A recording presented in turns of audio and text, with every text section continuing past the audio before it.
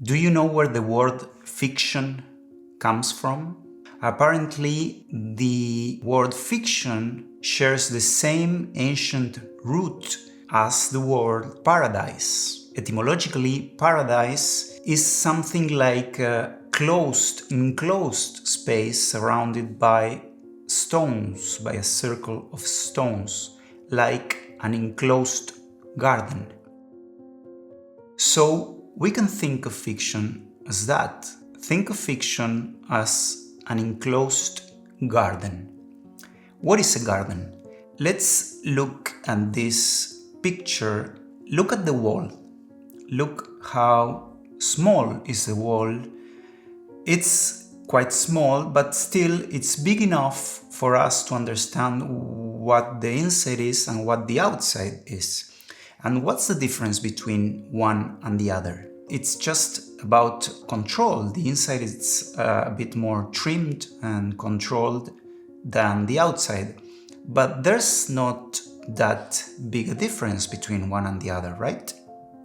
What we don't control, we call the wild. And what we do control, we call ours. And see how the garden is right next to a house, which is also part of this property. And what is a house but a refuge? As opposed to other animals, I don't know if you saw any of these videos of little animals being born, and in a few minutes they can stand up and probably run away from danger. We cannot do that. Human species is very fragile, so we need this context, this refuge, this family, these people taking care of us for years. It takes years for us to understand how to stand, walk, run, or even get food by ourselves. So we need care. We have a very poor sense of smell compared to other animals, but we have imagination and this capacity in our developed brains to create mental images, and not only creating but sustaining them here. We have the capacity to pay more attention to our concepts and ideas and images in our minds than to what's happening in the concrete sensory outer world. Our brains are constantly creating models of the world. We are not perceiving so much the world, but our own models of the world.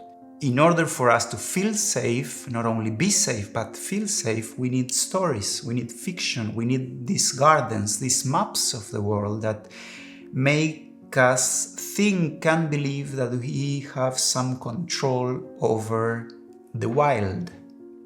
The map is useful for us. It's a shortcut that tells us how to get to the river. But when we go to the river, when we're there already, we don't need the map anymore. In order for us to jump to the water, we have to leave the map aside. We have to drop it or take it with us, but it's gonna get wet. There are other gardens. We can look for pictures of other gardens that are even more controlled than this one. But if we look again at this picture, we see that there's not that big a difference between the inside and the outside. That difference is what we call fiction, what we can call fiction. I'm inviting you to think of fiction at these limits, this set of limits made of stories that tell us what is within and what is out. If we come closer to the wall, we can see that between one stone and the next one, there's space. There's a crack.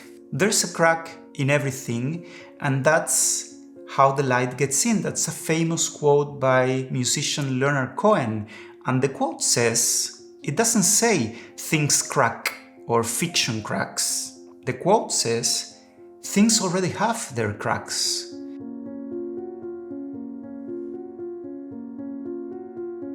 There are moments in our lives when we come to understand that this pressure we feel is because we are still looking at the map that we no longer need. We are obsessed with our maps because they take a lot of work. probably it's just about that. It takes a lot of work for us human beings to create our maps of the world. So when someone comes or a situation comes, let's say someone comes, we have the maps hanging in our walls, and this foreigner, this stranger comes and says, hey, that's not the world. I have another map of the world, and we rather kill him than inquire and question our own maps and ideas and worldviews and metaphysics. We are obsessed with maps because that's the only way we can survive. That's what Jorge Volpi explains in his book about fiction and neuroscience.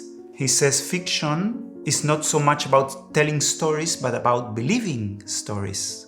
If we have an elder coming, explaining where the river is and where the danger is, and we don't believe him or her or them, if we don't believe their story, the story doesn't work. We need to believe.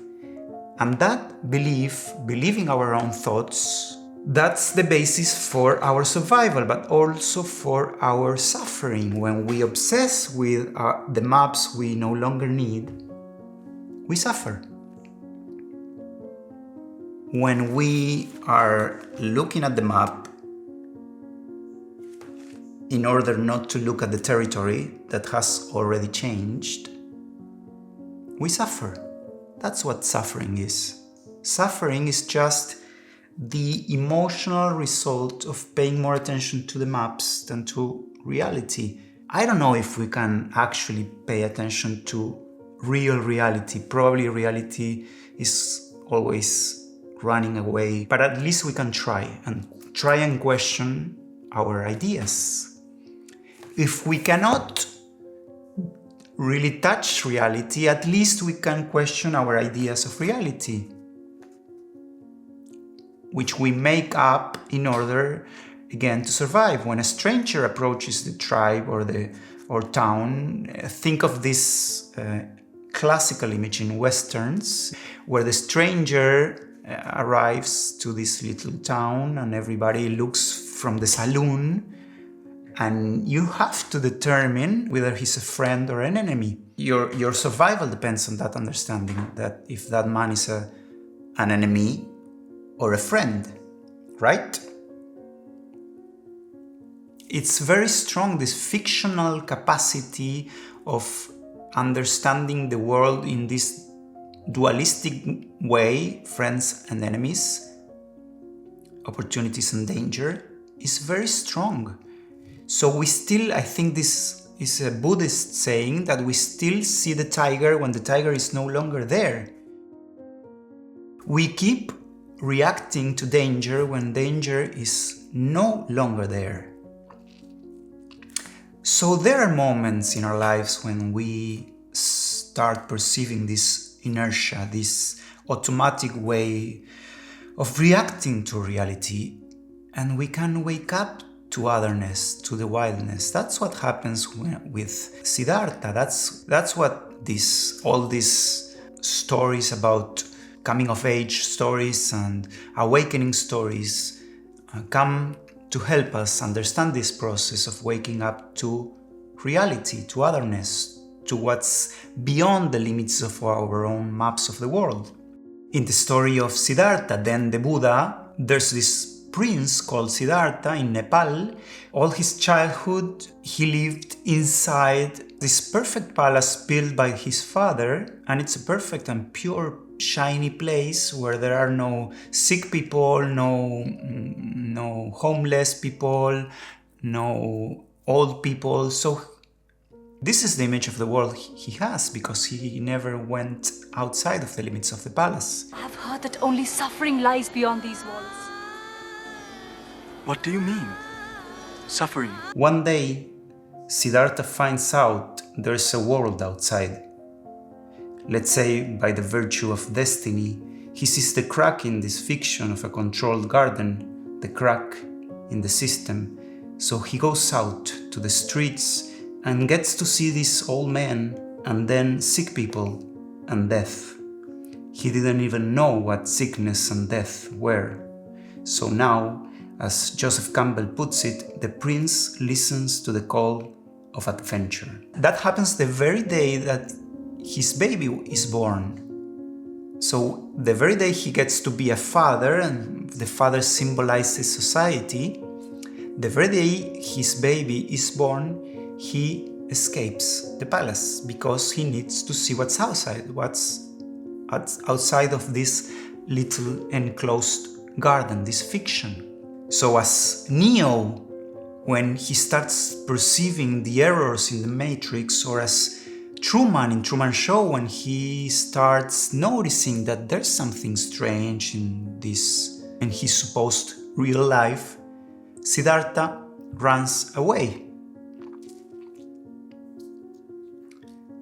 Or as Don Draper in the 7th season of Mad Men, there's an episode in which he's at a meeting with all this publicity, these ad men, and there's a moment when he looks outside the window and sees this airplane cutting the sky of Manhattan, and he feels something. The camera moves toward the close-up as to express there's something happening within him as a revelation, and we don't understand exactly what, but he needs to grab his lunch and get out of that meeting.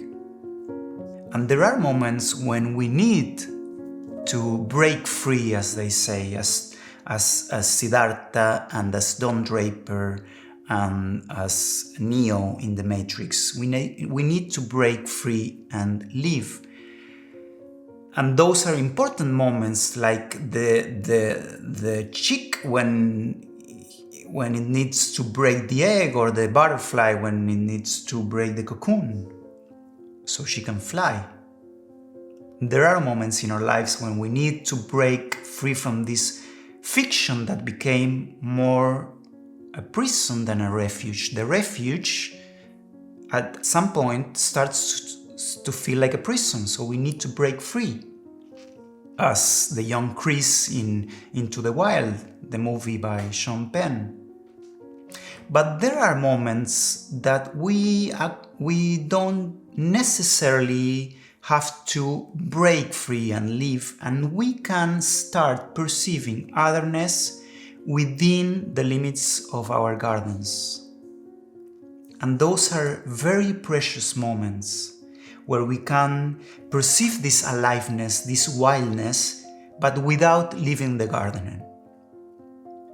So we can, as Leonard Cohen puts it, perceive the cracks in our fiction instead of cracking or breaking free or breaking this fiction, this bubble. Think of fiction as a bubble, in order for us to recreate ourselves, to break free from our familiar world, from family. I mean, family can be our literal family or our familiar world, our culture. Sometimes we need to break free in order for us to get in touch with our singularity, individuation. But sometimes there are moments where the characters don't need to actually break free from the scene, from the fiction they are living in order for them to perceive or start perceiving, getting a glimpse of this aliveness, this otherness, this something else. Susan Sontag wrote that literature, fiction, art is there for us to get in touch with this something else. There's something else beyond the constraints, the limits of fiction. Writer Nestor Sanchez wrote that prose is just an excuse for us to get to poetry. So think of narrative, think of storytelling as just an excuse, just a map to get to poetry, as if poetry was the cliff from which we open up to this mystery of life, this something else.